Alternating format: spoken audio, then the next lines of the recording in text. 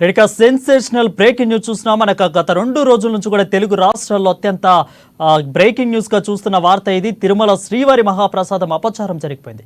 అత్యంత భక్తి శ్రద్ధలతో కొలిచే ఆ ఏడుకొండల స్వామి పాత్రమైన లడ్డులో యానిమల్ ఫ్యాక్ట్ కల్తీ జరిగిందని నిర్ధారణ అనేది ఇక ప్రపంచవ్యాప్తంగా ఉన్న కోట్లాది హిందువుల మనోభావాలు దెబ్బతిన్నాయి.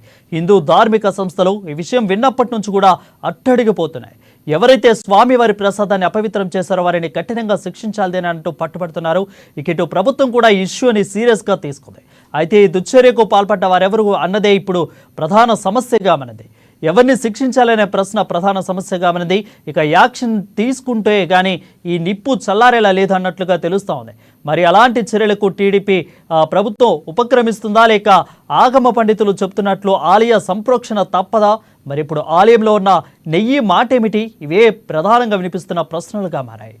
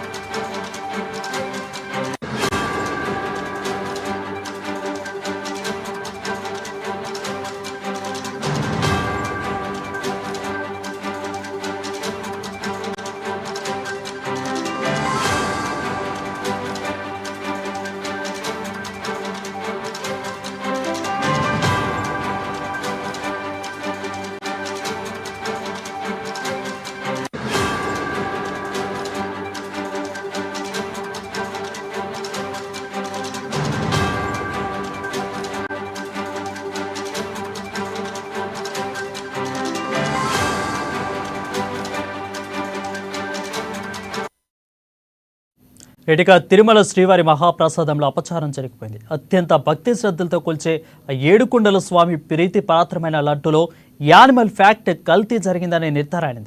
ప్రపంచవ్యాప్తంగా ఉన్న కోట్లాది హిందువుల మనోభావాలు దెబ్బతిన్నాయి.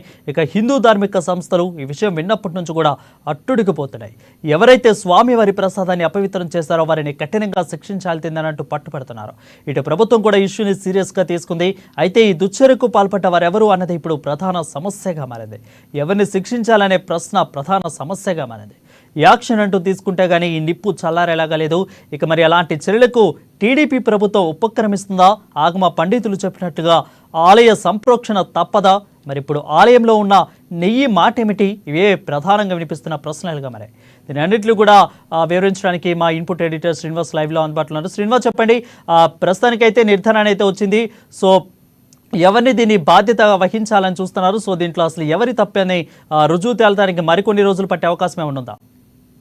వరుణ్, ఏదైతే ఈ టీటీడీ లడ్డు ప్రసాదం సంబంధించి ఇప్పుడు తీవ్ర దుమారం జరుగుతుంది. మొత్తం రాజకీయంగా కూడా దుమారం రేగుతుంది. తెలుగు రాష్ట్రాల్లోనే కాదు, యావత్ ప్రపంచంలో కూడా భక్తులకి, ఎవరైతే హైందవ భక్తులు వాళ్ళందరూ కూడా ఈ ప్రసాదంలో కల్తీ అనే దాన్ని జీర్ణించుకోలేని పరిస్థితి అయితే ఉంది. అయితే ఈ నేపథ్యంలోనే ఇటు తెలుగుదేశం ప్రభుత్వం కూడా, అటు టీడీపీ పాలక మండలి కూడా చాలా సీరియస్ గానే తీసుకుంది. దీని మీద ఖచ్చితంగా చర్యలు తీసుకోవాలనే ఒక డిమాండ్ వస్తున్న నేపథ్యంలో యాక్షన్ కు ఉపక్రమించబోతున్నది మాత్రం తెలుస్తుంది. అయితే దీనికి ఎవరిని బాధ్యులు చేయాలన్నది ఇప్పుడు ప్రధానంగా చూడాల్సిన అంశం. ఎందుకంటే ఇది గత ప్రభుత్వంలో ఉన్న పెద్దలు, అంటే ముఖ్యమంత్రి లేకపోతే అందుకు సంబంధించిన అధికారుల మీదనా, లేకపోతే దేవాదాయ శాఖ మీద ఈ చర్యలు తీసుకోవాలా, లేకపోతే అటానమస్ బాడీగా టీటీడీ అనేది తిరుమల తిరుపతి దేవస్థానం ఒక అటానమస్ బాడీ, సో ఆ బాడీకి సంబంధించి పాలక మండలి మీద తీసుకోవాలా, లేకపోతే దానికి బాధ్యత అధ్యక్షుడిగా చైర్మన్ గా ఉన్న వ్యక్తి మీద తీసుకోవాలా, లేకపోతే ప్రధానంగా చూసుకుంటే కనుక అధికారిగా ఉన్న ఈవోల మీద చర్యలు తీసుకోవాలనేది కూడా ప్రధానంగా చర్చ వస్తుంది. ఎందుకంటే వీరే మొత్తానికంటే ఎవరి మీదన్నా సరే చర్యలు తీసుకోవాల్సిందే అనేది మాత్రం ఇక్కడ తప్పదు. ఎందుకంటే ఎవరైతే నెయ్యి సప్లై చేశారో ఏఆర్ కంపెనీ అనేది, ఆ ఏఆర్ కంపెనీలో కల్తీ జరిగిందని అంటున్నప్పటికీ కూడా ఏఆర్ కల్తీ వాళ్ళు కూడా, ఏఆర్ సంస్థ కూడా బయటకు వచ్చి రావడం జరిగింది. ఎక్కడ తమ సంస్థలో కల్తీలు జరగలేదు, ఇదంతా కూడా తాము సురక్షితంగానే అన్ని చేస్తున్నామని చెప్పేసి కూడా వాళ్ళు కూడా రిపోర్ట్ ఇవ్వడం జరిగింది. సో మొత్తానికి ఈ వ్యవహారాన్ని ఇప్పుడు తెలుగుదేశం ప్రభుత్వం చాలా సీరియస్ గానే తీసుకుంది. దీని మీద యాక్షన్ తీసుకోవడానికి అనేది ఉపక్రమించబోతుంది. ఈరోజు ఉదయమే టీటీడీ పాలక మండలి అత్యవసర సమావేశం నిర్వహించింది. అత్యవసర సమావేశంలో ఈ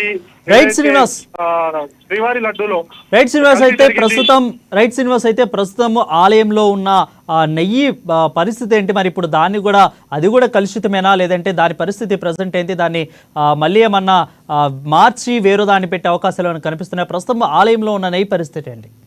ఖచ్చితంగా, ఎందుకంటే ఆలయంలో ఉన్న నెయ్యి ఇప్పుడు అనేది అందరికి కూడా అనుమానాలు తలెత్తుతున్న నేపథ్యంలో మొత్తం కూడా కొత్తగా తీసుకోవాల్సిన అవసరం ఉంటుంది. ఎందుకంటే మళ్ళీ దీనికి సంబంధించి టెస్టులు నిర్వహించాలి. ఇప్పుడున్న నెయ్యిలో ఏమైనా కల్తీ జరిగిందా లేదని ఒక టెస్ట్ నిర్వహించాల్సి వస్తుంది. టెస్టులు క్లీన్ చిట్ వస్తే కనుక ఆ నెయ్యిని వాడే అవసరం ఉంటుంది. ఎందుకంటే కొత్త నెయ్యి వచ్చేంత వరకు కూడా ఖచ్చితంగా వాటిని లడ్డు తయారు చేయడానికి అయితే యూజ్ చేయాల్సి వస్తుంది. కాబట్టి ఇప్పుడున్న నెయ్యి విషయంలో ప్రభుత్వం ఏం చర్యలు తీసుకుంటుంది? టెస్ట్ నిర్వహించి దాన్ని కంటిన్యూ చేస్తుందా, లేకపోతే కొత్త నెయ్యికి ఆర్డర్ ఇస్తుందని కూడా చూడాల్సిన అవసరం ఉంది. Varun, thank you Srinivas for the updates. Standard కింద తీసుకుంటారు, సప్లైస్ యాక్సెప్ట్ చేస్తారు. అందుకని పెద్ద పెద్ద reputed government diaries, cooperative diaries పేర్లు నేను చెప్పట్లేదు, కానీ వాళ్ళందరూ కూడా ఇక్కడి నుంచే తీసుకుంటారు. సో అలాంటి ల్యాబ్కి పంపించాం మేము శాంపుల్స్. 4 శాంపుల్స్ పంపించడం జరిగింది. ఆ 4 శాంపుల్స్ పంపించిన తర్వాత 23వ తారీఖున ల్యాబ్ రిపోర్ట్స్, 16వ తారీఖు 23వ తారీఖు 6/7/2024, 6th July 2024 and 12th July 2024. 6th July 2 tankers, 12th July 2 tankers పంపించడం జరిగింది. సో పంపించిన తర్వాత ఆ ల్యాబ్ రిపోర్ట్స్ ఆల్మోస్ట్ 1 వీక్ తర్వాత మాకు చేరాయి. ఆ ల్యాబ్ రిపోర్ట్స్ ఏముంది ల్యాబ్ అనేది చూస్తే, ఈ ల్యాబ్ రిపోర్ట్స్లో 2 పార్ట్స్ ఉంటాయి. ఒకటి అనెక్చర్ 1 ISO స్టాండర్డ్స్ ప్రకారం చేసే ఎస్ వాల్యూ టెస్ట్ అని ఉంటాయి. ఎస్ వాల్యూ టెస్ట్ అది ఒకటి ఉంటుంది. ఇంకోటి వేరే 39 రకాల టెస్టులు చేసేది ఉంటుంది. దీంట్లో 39 రకాల్లో 39 టెస్టుల్లో